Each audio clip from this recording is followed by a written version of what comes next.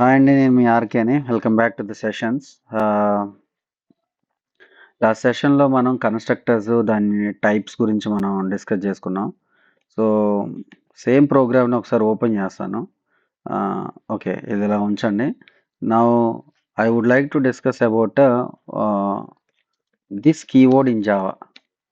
So, this అనేది Java reserved keyword. Okay. ఇది ఎందుకు వాడతారు? దీని పర్పస్ ఏంటనేది తెలుసుకోండి. పర్పస్ ఏంటంటే ఫస్ట్ ఆఫ్ ఆల్ దిస్ అనే keyword it is pointing to ah, ఇక్కడ రాస్తాను చూడండి. It is pointing to current class object. అంటే ఏదైతే క్లాస్ ఉందో ఆ క్లాస్ యొక్క ఆబ్జెక్ట్‌ని పాయింట్ చేస్తది. క్లాస్ యొక్క ఆబ్జెక్ట్‌ని పాయింట్ చేస్తుంది అంటే ఆ క్లాస్‌లో ఉన్న ఆ ఆబ్జెక్ట్‌లో ఉన్న ఇన్‌స్టెన్స్ ప్రాపర్టీస్‌ని పాయింట్ చేస్తున్నట్టు. సో, దిస్‌ని దిస్ యొక్క బెనిఫిట్స్ ఏంటి అంటే ఆహ్, ఫస్ట్ బెనిఫిట్ చెప్పి ప్రోగ్రామ్ చెప్తాను. తర్వాత సెకండ్ బెనిఫిట్ చెప్పి ఆ ప్రోగ్రామ్ కూడా చెప్తాను. సో, హ్మ్, ఎప్పుడైనా సరే class level variables and method level parameters same ఉండొచ్చు. సేమ్‌గా డిఫైన్ చేయొచ్చు. మరి సేమ్‌గా డిఫైన్ చేస్తే ఎలా డిఫరెన్షియేట్ చేయాలి? అప్పుడు by using this keyword we can differentiate. అంటే మీకు అర్థం కాకపోవచ్చు. For example just try to keep this point in your mind by to differentiate అంటే ఎప్పుడైతే క్లాస్ లెవెల్‌లో ఉన్న వేరియబుల్స్, మెథడ్ లెవెల్‌లో డిఫైన్ చేసే వేరియబుల్స్ గాని, పారామీటర్స్ గాని సేమ్‌గా డిఫైన్ చేస్తే వాటిల్ని డిఫరెన్షియేట్ చేయటం కోసం దిస్ అనే కీవర్డ్‌ని క్లాస్ లెవెల్ వేరియబుల్స్‌కి ముందు వాడతారు.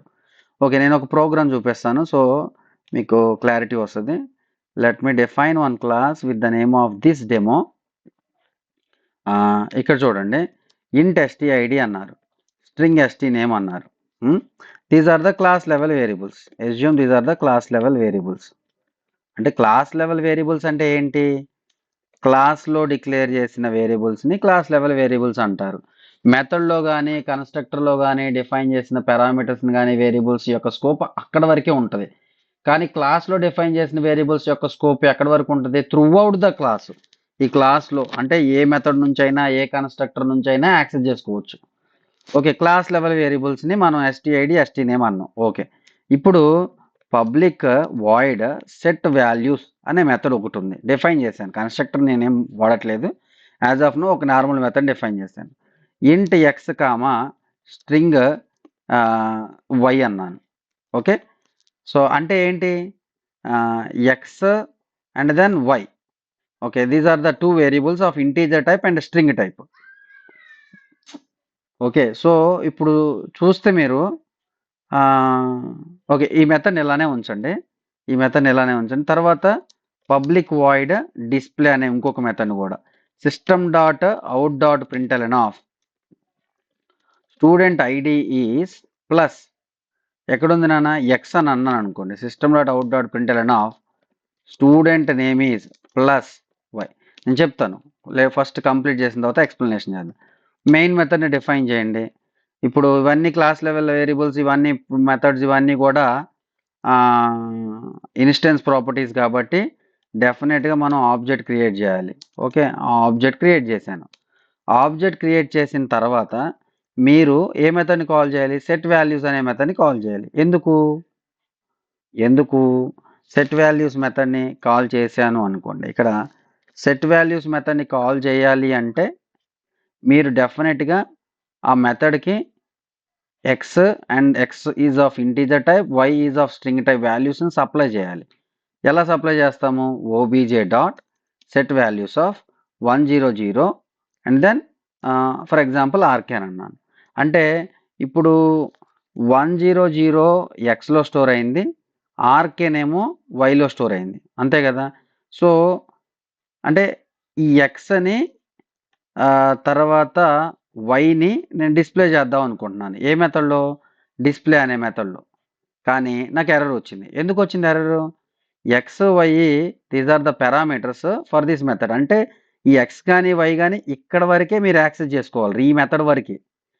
Out side of the method మీరు యాక్సెస్ చేసుకోలేరు. మరి అప్పుడు అలాంటప్పుడు నేనేం చేయాలి? మీరు ఏదైతే వాల్యూస్‌ని పంపించారో 100 అండ్ దెన్ ఆర్‌కేన్ ఎక్స్ అండ్ వైలో ఈ ఎక్స్ అండ్ వై వాల్యూస్‌ని ఈ క్లాస్ లెవెల్ వేరియబుల్స్‌కి అసైన్ చేసుకోవాలి. ఎలా అసైన్ చేస్తారు? సింపుల్ కదా! ఎస్‌టిఐడి ఈక్వల్ టు ఎక్స్ అని అనుకుంటే right hand side value variable value left hand సైడ్‌లోకి వెళ్ళిపోద్ది. అదేవిధంగా ఎస్‌టినేమ్ ఈక్వల్ టు వై అన్నాననుకోండి. ఈ వై వాల్యూ అనేది ఎస్‌టినేమ్‌లోకి వెళ్ళిపోద్ది. ఇప్పుడు డేటా అంతా ఎక్కడుంది? ఎస్‌టిఐడి, ఎస్‌టినేమ్ ఇవేంటి class level variables. Class level variables through out the class ఎక్కడైనా యాక్సెస్ చేసుకోవచ్చు కదా! ఆ! ఎస్‌టిఐడి, ఎస్‌టినేమ్ అయిపోయింది. సేవ్ చేశాను.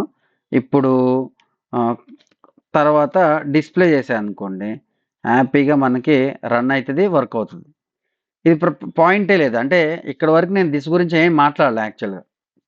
నేనేం చెప్పాను ఫస్ట్ బెనిఫిట్ దిస్ అనే కీవర్డ్ ఓకే.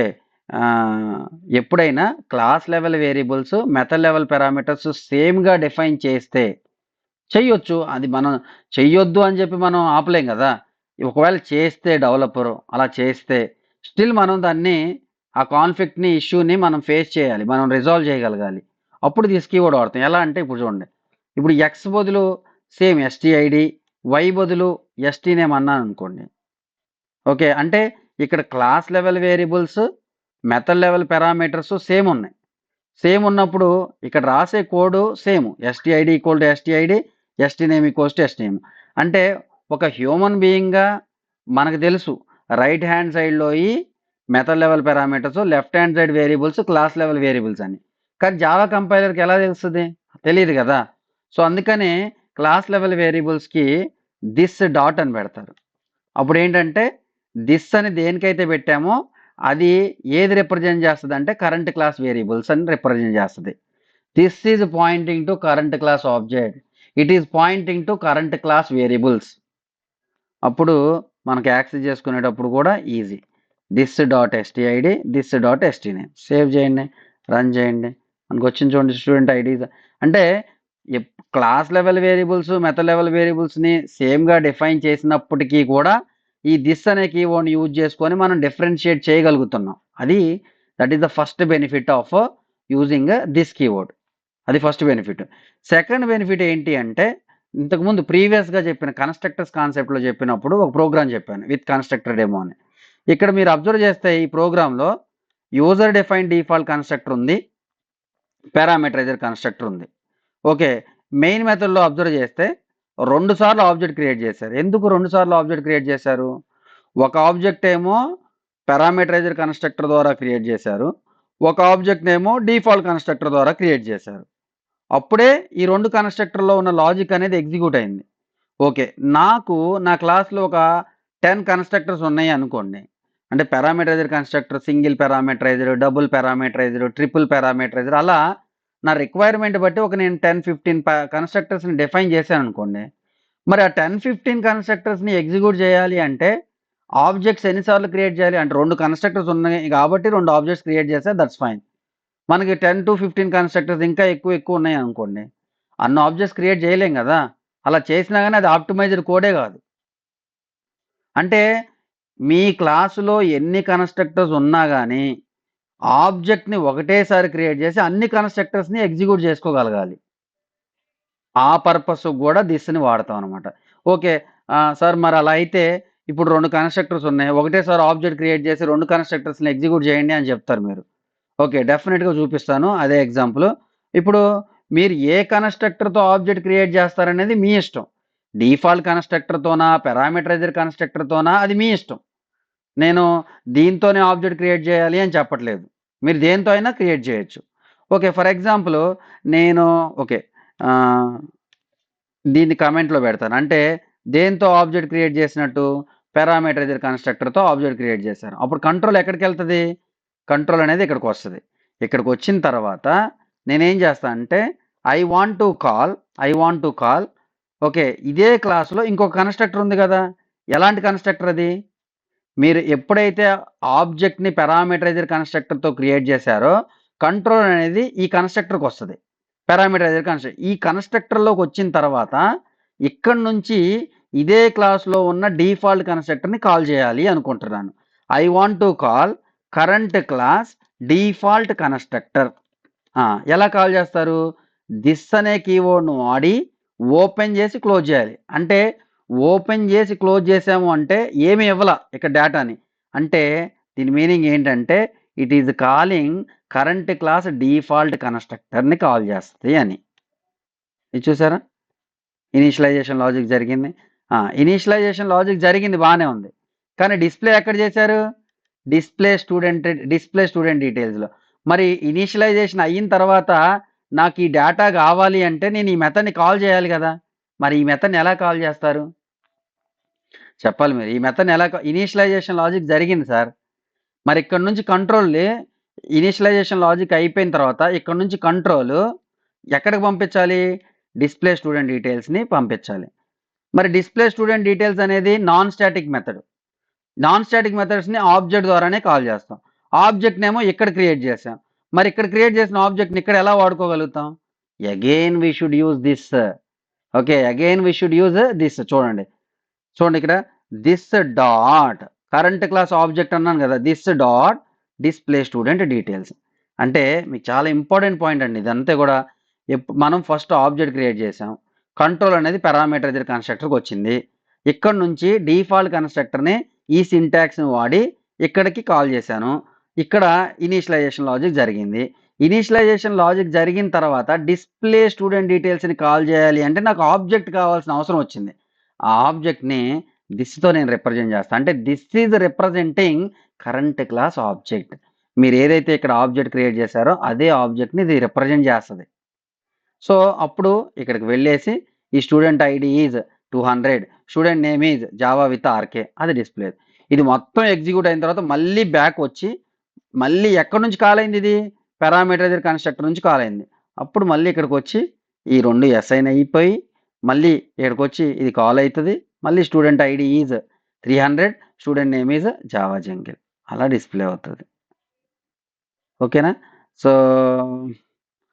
ఇంకా క్లారిటీ కావాలంటే ఇక్కడ ఒక system.out.println అనో ఒక ఫార్మాట్ లైన్ పెట్టుకుందాం. సో దాట్ మనకి అది కూడా ప్రింట్ అవుతుంది. ఒకసారి రన్ చేద్దాం. చూడండి ఇక్కడ student ID is 200, student name is Java with RK, student ID is 300, student name is Java jungle.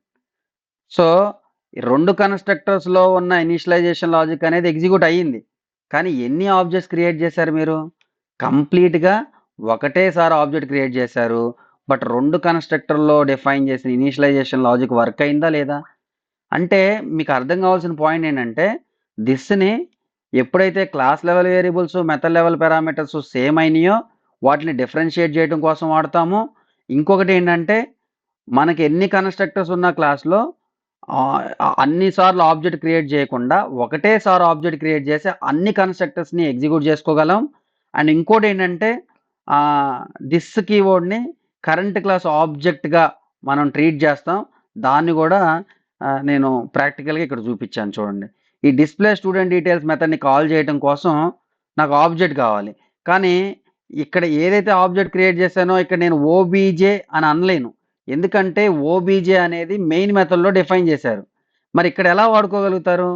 అలా కరెంట్ క్లాస్ ఆబ్జెక్ట్ని నేను చెప్పిన కరెంట్ క్లాస్ ఆబ్జెక్ట్ని రిప్రజెంట్ చేయాలంటే దిస్ను వాడుకోవచ్చు. అందుకని కంట్రోల్ అనేది ఆటోమేటిక్ ఇక్కడికి వచ్చేస్తుంది.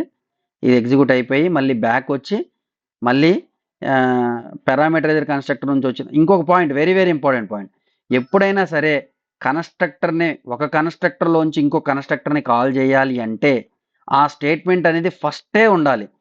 అలా కాకుండా నేను లాస్ట్లో రాస్తాను అంటే ఇమ్మీడియట్గా కంపైలర్ ఎర్రర్ వస్తుంది. కంపైల్ టైమ్ ఎర్రర్ ఏమంటుంది? Constructor call must be the first statement in a constructor. Okay, మీరు కన్స్ట్రక్టర్ని కాల్ చేయాలంటే ఆ కన్స్ట్రక్టర్లో ఫస్ట్ స్టేట్మెంట్ అయ్యే ఉండాలి. ఎగ్జిక్యూషన్ తర్వాత నేను లాస్ట్లో కన్స్ట్రక్టర్ని కాల్ చేస్తానంటే ఒప్పుకోదు కంపైలర్. అది సింటాక్టికల్ ప్రాబ్లం. అలానే డిజైన్ చేశారు, అలానే ఫాలో అవ్వాలి మనం. సో ఇదంతా కూడా దిస్ కీవర్డ్ యొక్క బెనిఫిట్స్ మీకు అందరికీ అర్థమవుతుంది అనుకుంటున్నాను. నాతో పాటు ప్రాక్టీస్ చేయండి. ఓకే, సో స్టిల్ ఇంకేమైనా డౌట్స్ ఉంటే కమెంట్ సెక్షన్లో కమెంట్ చేయండి. Okay, will meet you with in the next session with some other topic. సరే అండి, బాయ్.